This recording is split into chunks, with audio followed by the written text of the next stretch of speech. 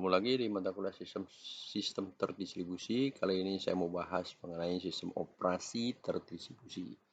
Pertama, saya akan bahas mengenai apa itu sistem operasi.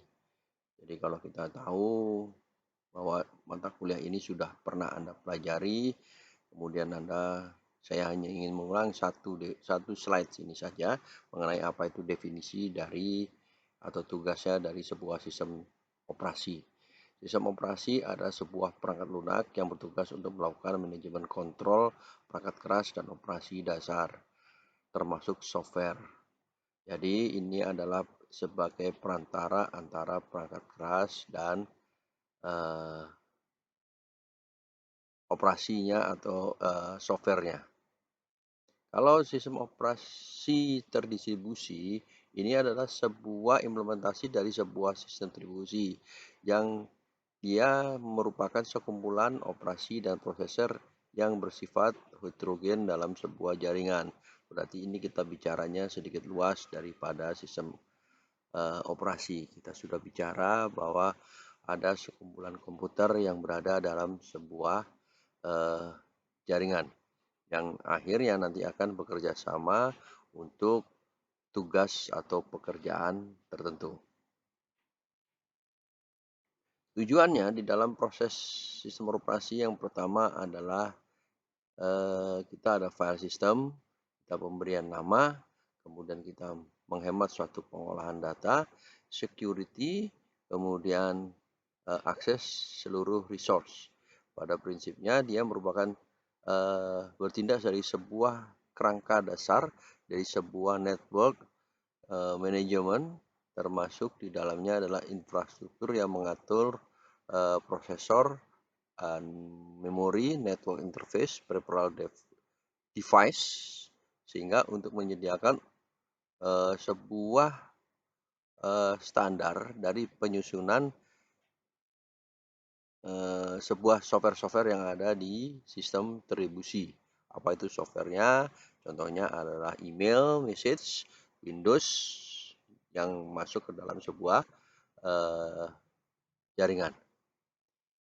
Sekali lagi saya mau bahas bahwa sistem distribusi itu berbeda dengan sistem jaringan, termasuk sistem operasinya. Kalau kita bicara masalah sistem operasi jaringan, maka tiap komputer memiliki operating system sendiri-sendiri.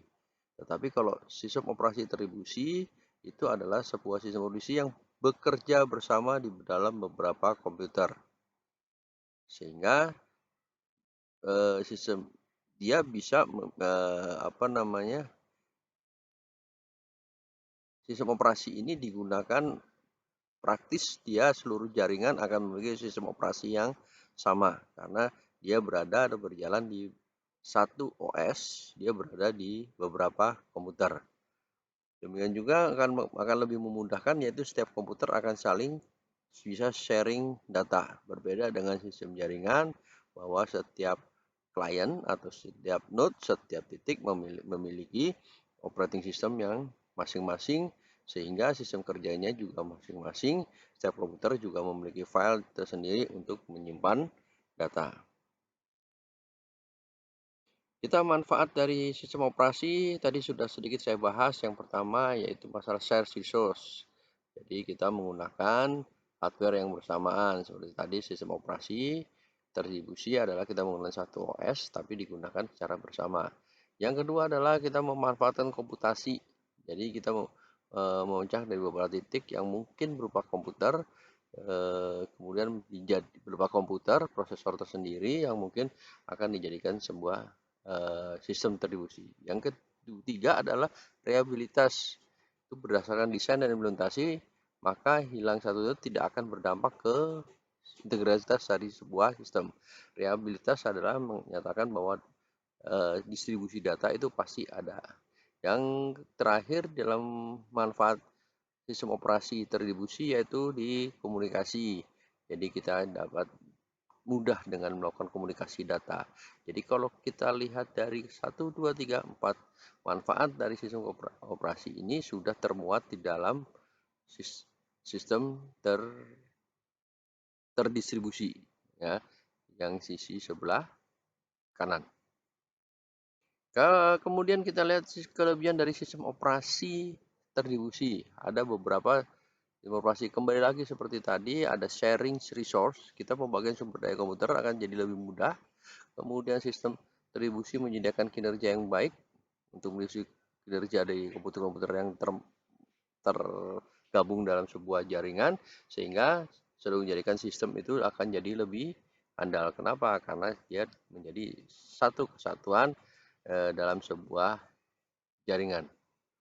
Tapi kekurangannya yaitu adalah penggunaan energi untuk menghidupkan komputer akan jadi lebih besar, atau kita menggunakan eh, beberapa klaster yang menyebabkan dia akan jadi eh, menyebabkan bahwa energi yang digunakan juga akan jadi besar.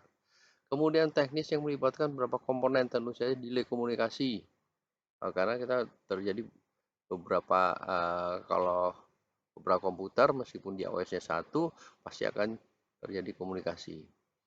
Kemudian komputer yang saling berhubungan dengan Ethernet card. Nah, apapun bentuknya komunikasi mau lewat Ethernet card atau kita lewat WiFi, ini adalah eh, kita membutuhkan sebuah konfigurasi yang tepat untuk digunakan. Ya, ini adalah kekurangan dari sebuah sistem operasi. Demikian penjelasan saya dari sistem operasi terdistribusi. Kita diskusikan di dalam WhatsApp group. Tetap semangat dan jaga kesehatan.